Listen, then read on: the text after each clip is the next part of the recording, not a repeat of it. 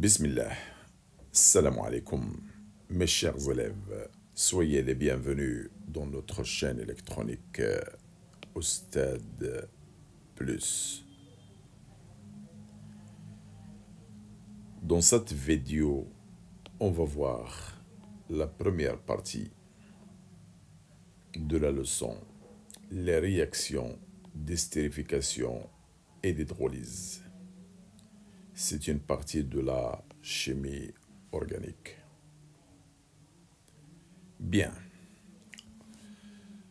Avant de commencer ces réactions d'estérification d'hydrolyse, on est obligé de faire un rappel pour vous donner des notions de base. Bien. Grand A. Rappel. Alors, la chimie organique, c'est la chimie qui étudie les composés organiques et leur transformation chimique. Et voilà l'objectif de cette partie de la chimie. Donc, c'est quoi un composé organique? Regardez, les composés organiques sont des composés chimiques qui sont formés essentiellement par les éléments chimiques qui sont le carbone et l'hydrogène. Donc l'élément de base, c'est le carbone qui est accompagné toujours de l'hydrogène. Alors ces composés qui sont constitués seulement du carbone et de l'hydrogène, on les appelle des hydrocarbures. Regardez, hydro veut dire hydrogène, carbure veut dire carbone. Donc les hydrocarbures sont les composés organiques formés seulement du carbone et de l'hydrogène. Remarque, certains composés organiques peuvent contenir en plus du carbone et de l'hydrogène bien sûr, d'autres éléments chimiques comme l'oxygène. Alors dans ce cas-là, ces composés, on va les appeler des composés organiques oxygénés. Bien. Puisque le carbone est l'élément de base de ces composés, on va parler maintenant de la tétravalence du carbone. Avant de vous donner ce que ça signifie la tétravalence, je vais vous présenter un exemple. Regardez le carbone. C'est un élément chimique de numéro atomique 6. Veut dire qu'il comporte 6 électrons. La répartition électronique K2L4. Ça veut dire qu'il a 4 électrons sur sa couche périphérique. Selon la règle de l'octet, il doit capter 4 électrons pour avoir 8. Donc il est obligé de faire 4 liaisons. Voilà. Covalentes. Donc pour cela, on va vous dire que tous les atomes du carbone, des molécules organiques bien sûr, sont engagés dans 4 liaisons covalentes avec les atomes voisins. On dit que le carbone est tétravalent. Pour plus de clarté, le carbone, regardez, le carbone ici, il peut faire 4 liaisons, s'associer avec 4 éléments. On dit dans ce cas-là, elle est tétragonale. Alors qu'il peut s'associer avec une liaison double et 2 simples, veut dire qu'il va faire 3 combinaisons. Dans ce cas-là, trigonale. Il peut faire une liaison triple avec un autre élément A et une liaison simple. Il peut se combiner seulement avec 2 éléments. On dit les digonales. De même, dans le dernier cas, double ici, double là. Il s'associe 2 fois, donc on dit digonale. Mais ce qui est plus important, dans tous les cas, comptez le nombre de liaisons. 1, 2, 3, 4. 2 ici et 2 là, c'est 4.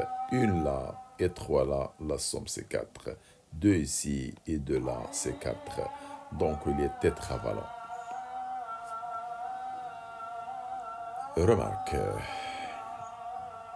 Alors, on trouve toujours l'hydrogène avec le carbone. Donc l'hydrogène, il a un numéro atomique 1, ça veut dire 1 électron. La répartition, c'est K1. Et selon la règle de Dewey, il doit avoir 2 électrons sur K. Donc il doit capter un électron, c'est-à-dire faire une seule liaison. Donc il a toujours une liaison.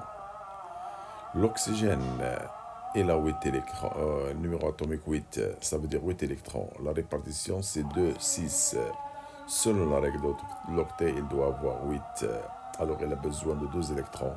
Donc il doit faire 2 liaisons, soit 2 simples, soit une double. Donc voilà ce qu'il faut retenir maintenant. Que le carbone, il a toujours 4 liaisons. L'oxygène, seulement 2 liaisons. L'hydrogène, une seule liaison. Très bien. Les hydrocarbures. Alors, je vous rappelle, dans les hydrocarbures, il y a plusieurs familles. Il y a la famille des alcanes. Il y a la famille des alkyles et des alcènes. Alcines. Voilà la formule générale des alcanes, des alkyles, des alcènes et des alcines. Alors voilà, je vous ai présenté un tableau. Regardez maintenant pour les alcanes. Pour les alcanes, si on remplace 1 par 1, on va trouver 1 et là 4. Si je représente 1 par 2, ça va devenir 2, 6. Si je représente par 3, 3 fois 2 plus 2, c'est 8. Voilà.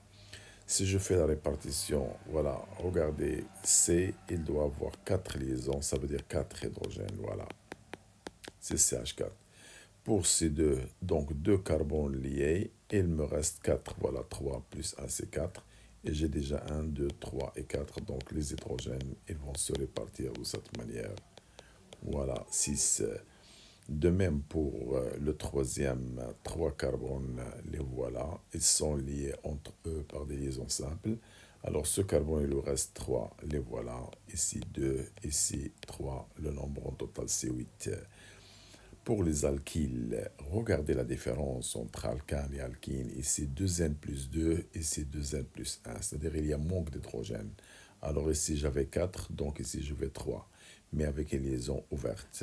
Ici j'avais 6, donc je vais avoir 5 avec une liaison ouverte. Ce sont des alkyles, ce sont des radicaux, voilà. Bien, regardez pour les alcènes. Oh, les alcènes, regardez N2N. Alors ça commence à partir de 2.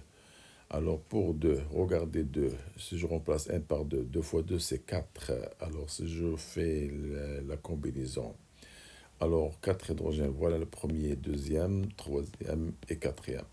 Donc c'est pas faisable parce que le carbone doit avoir 4 liaisons, alors qu'ici je n'ai que 3. Donc obligé de faire une double liaison. Et comme ça, j'ai réglé le problème. De même pour C3 à 6, regardez H, H, H, H, H, H. Alors si je compte ici pour ce carbone, j'ai 1, 2, 3. Oh, donc il manque une, voilà, double. Maintenant pour le deuxième, regardez 1, 2 et 2 c'est 4 et pour l'autre c'est 4, donc c'est réglé. Alors regardez pour les alcynes, c'est 2H2, donc il y a 2 carbones et 2 hydrogènes. Oh, le carbone il doit avoir 4, alors qu'ici j'ai 1, 2, donc je dois avoir 3 et 4, triple liaison. Et comme ça le problème est réglé. De même, dans ce côté-là, regardez, triple liaison, parce qu'on a hydrogène. Alors, dans ce cas-là, j'ai 3 plus 1, c'est 4. Dans l'autre côté, 3 plus 1, c'est 4. Et ici, il doit avoir 3. Alors, en total, 1, 2, 3 et 4, ce que j'ai bien là. Bien, j'ai représenté tout ça pour signaler cette remarque. Regardez dans le cas des alcanes et des alkyles. Les alcanes, les alkyles, les deux. Voilà, regardez pour cette partie-là. Il n'y a que les liaisons simples. On dit que les alcanes et les alkyles sont des composés organiques saturés, c'est-à-dire ne contiennent que des liaisons covalentes simples. Bien. Par contre, regardez dans les alcènes, je change de couleur. Dans les alcènes, même dans les alcènes, je trouve une liaison double. Par contre, dans l'autre triple, alors ce sont des composés insaturés. Les alcènes et les alcynes sont des composés insaturés. Ça veut dire contiennent des liaisons multiples, liaisons covalentes multiples, veut dire double ou triple. Voilà ce qu'on veut dire par multiple, triple. Bien. La nomenclature des alcanes et des alkyles qui nous intéresse, bien sûr, dans notre leçon. Alors, regardez, pour les alcanes, ils ont une formule générale, c'est NH2N plus 2. Alors, le N, il peut avoir le numéro 1, 2, 3, ainsi de suite. On va s'arrêter jusqu'au 6 normalement. Alors, regardez, si je remplace le N par 1, ça va donner CH4. Si je remplace le N par 2, 2 à 6, 3 à 8, 4, 5 et 6. Alors, vous remplacez le N là et là, avec plus 2, vous allez trouver ces formules. Bien.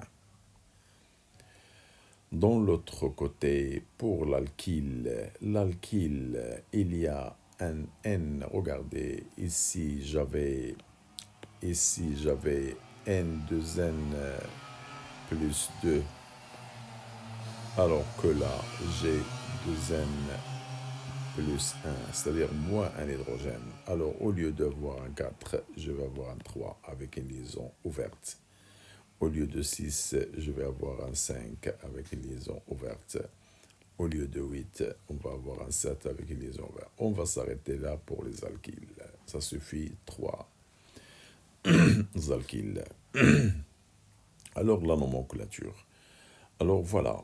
Pour les éléments qui ont un seul carbone, on commence par mit, qui ont 2 carbones, it, 3 carbones, prop, 4 carbones, but, 5 carbones, pent, 6 carbones, hex et 7 carbones, hept. Nous, on va s'arrêter au 6, pardon, voilà.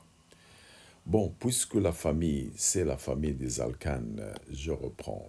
Puisque la famille, c'est une famille des alcanes, regardez les alcanes, ils se terminent par ane. Donc, je vais ajouter ane, méthane, éthane, propane, butane, pentane, hexane, heptane. Bien, alors, pour les alkyles maintenant. Alors, regardez, pour les alkyles, ça se termine par il. Alors, je vais ajouter, bon, puisque le nombre de carbone c'est 1, c'est mit.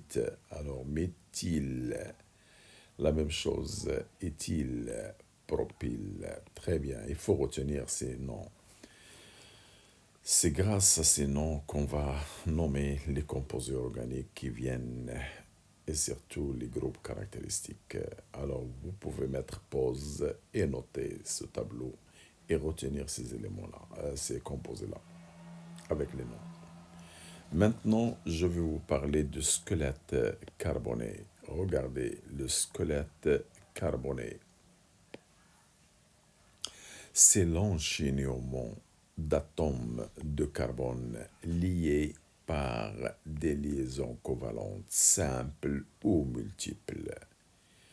Dans ces chaînes, on peut trouver, il y a des chaînes ouvertes comme celle-là. Regardez, carbone, lié à un carbone, un carbone, un carbone. Bien sûr, en plus avec d'autres éléments. Voilà, c'est une chaîne ouverte.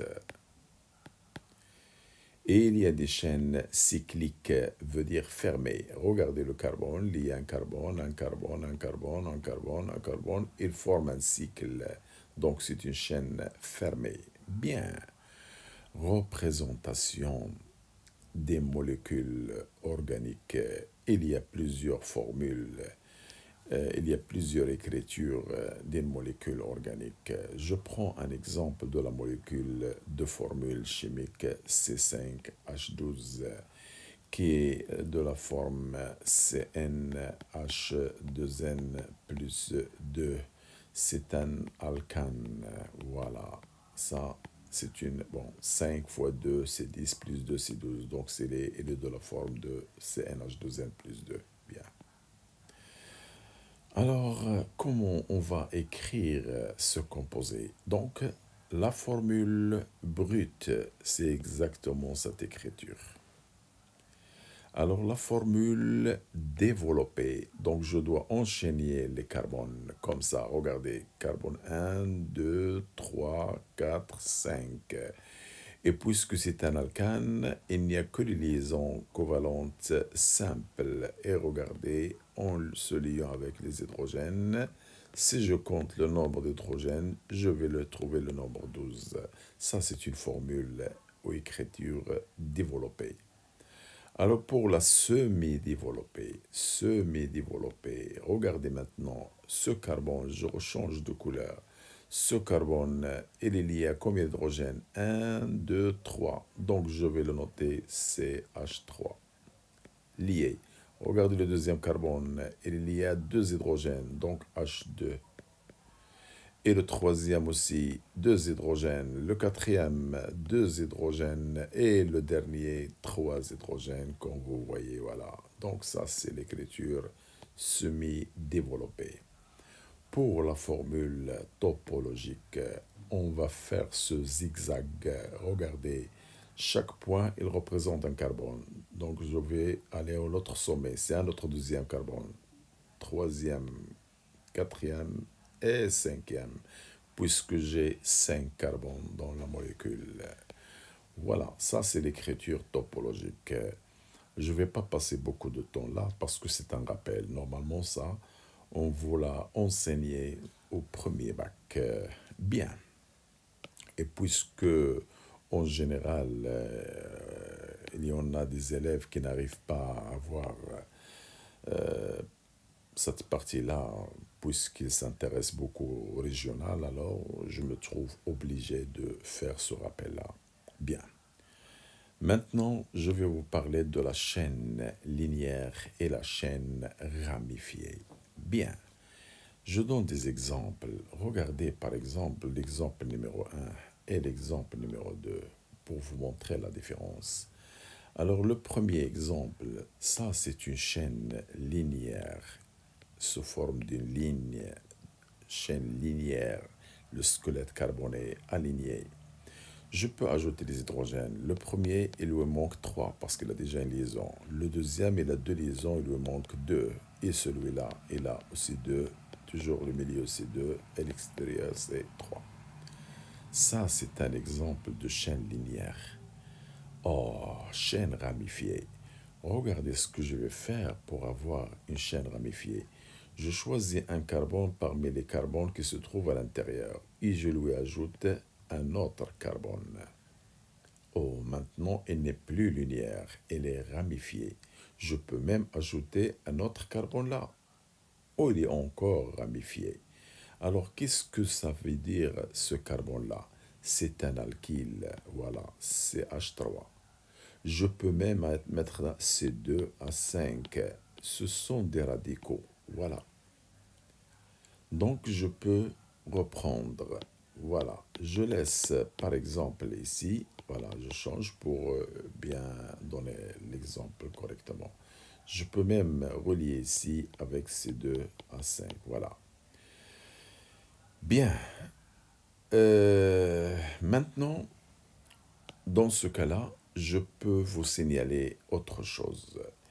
Dans ce composé-là, il y a une chaîne principale qui contient le plus grand nombre de carbone. Regardez ici.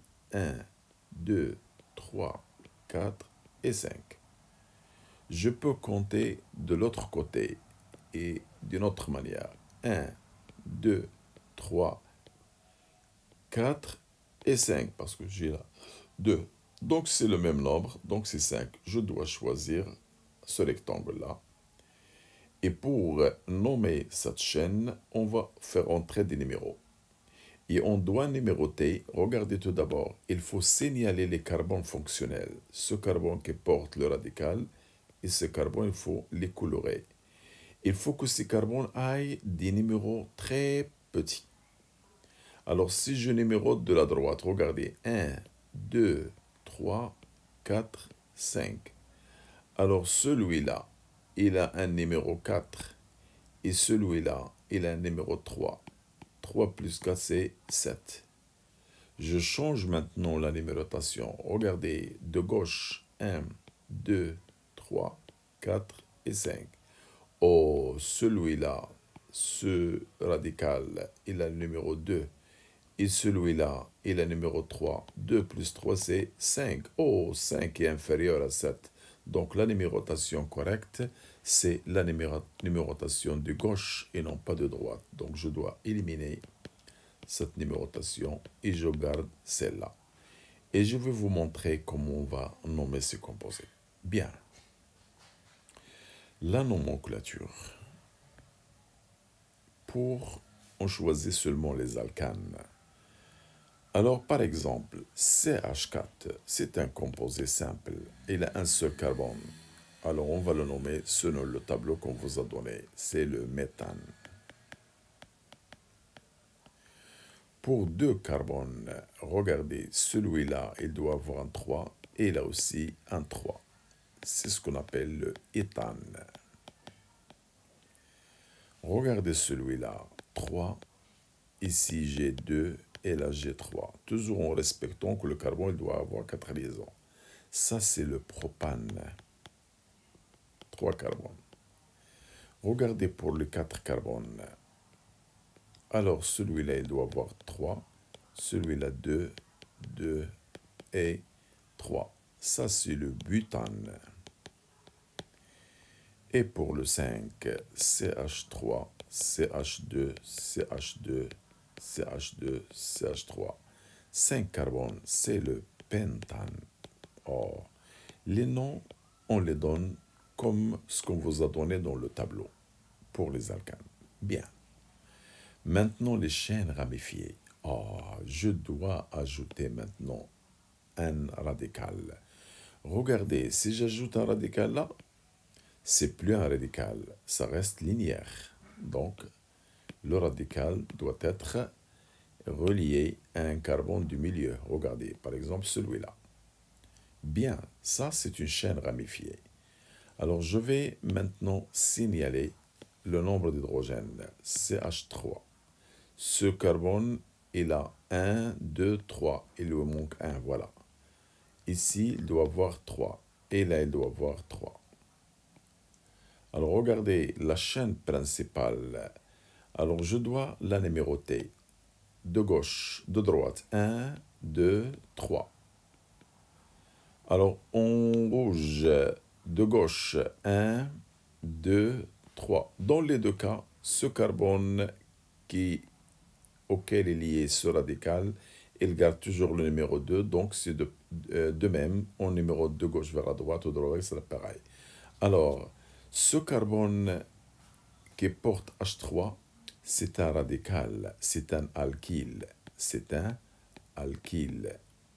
Alors, quel est le nom de l'alkyle selon le tableau que je vous ai donné? C'est le méthyle. Regardez, le méthyle. Ce méthyle, il est lié à quel carbone? Le numéro 2, donc je dois mettre un 2, virgule. Après, je passe à la chaîne principale. Combien de carbones se trouvent dans la chaîne principale? Il y en a 3. Donc, l'alcane qui porte 3, c'est le propane. propane. Donc ça devient 2-méthylpropane. Bien, je prends un autre exemple. Regardez, 4 carbones maintenant. Alors je vais ajouter un radical, ici par exemple, CH3. Regardez la chaîne principale, elle comporte 4. Ce n'est pas la peine d'ajouter les hydrogènes parce que le nombre elle est connu. Alors par exemple ici 3, là 2, ça c'est 1 et 3. Alors on va numéroter les carbones. Alors regardez le carbone fonctionnel qui tient le radical CH3. Il est plus proche de la droite que de la gauche, donc je dois numéroter d'ici 1, 2, 3 et 4. Alors le nom ça devient, regardez, le méthyle au carbone 2, donc 2-méthyle. Et la chaîne principale, elle comporte 4 carbones. L'alcane qui comporte 4 protons, c'est le butane. Donc ça devient 2-méthylbutane. Un autre exemple. Regardez, j'ai 5 carbones enchaînés. Ça, c'est une chaîne linéaire. Pour la transformer en ramifiée, je vais relier ici, par exemple, un CH3. Et là, un C2H5. Ce sont des radicaux. Alors, je dois vous rappeler dans le tableau. Les radicaux, il y a CH3 méthyle, C2H5 éthyle et C3H7 propyle. Alors, on est limité à 3. Très bien. Alors, je peux ajouter ici les hydrogènes, 3, et là, 2. Alors ici, j'ai 3 liaisons, il me reste seulement 1. Et là, 3 liaisons, il me reste 1. Le carbone, et le dernier, c'est 3. Voilà la chaîne principale. Et les deux autres, je vais les entourer. Ce sont des radicaux. Bien. Alors, si je numérote de droite, bon, je vais numéroter les carbones qui portent les radicaux. Ils sont plus proches de la droite que de la gauche. Donc, la numérotation, 1, 2, 3, 4, 5. Alors, celui-là, ça s'appelle éthyle. Et celui-là, ça s'appelle méthyle.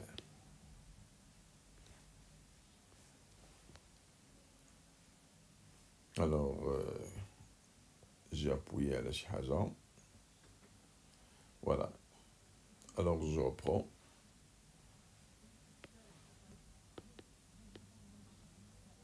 Alors, ça, c'est le méthyle. Bien. Alors, tout le monde regarde. Pour nommer ce composé organique, on est obligé de respecter une autre règle. Éthyle, ça commence par E, et méthyle, ça commence par M. On commence par celui qui a la lettre alphabétique avant. Alors, le E, alors regardez le éthyle, c'est le premier. Parce que le E, il est classé avant le M. Éthyle. Après, ça vient le méthyle. Bien.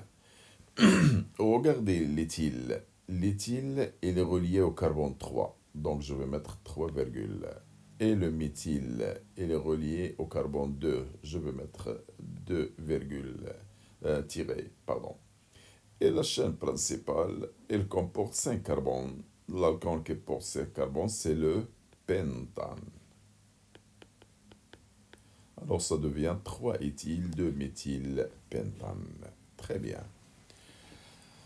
Alors, j'arrête ici pour la première partie. Alors, dans la deuxième partie, vous allez voir ce qu'on appelle les groupes caractéristiques. Et dans dans la partie groupe caractéristique, on va voir les alcools, les acides, les esters et les anhydrides. Alors, à la prochaine partie. Au revoir.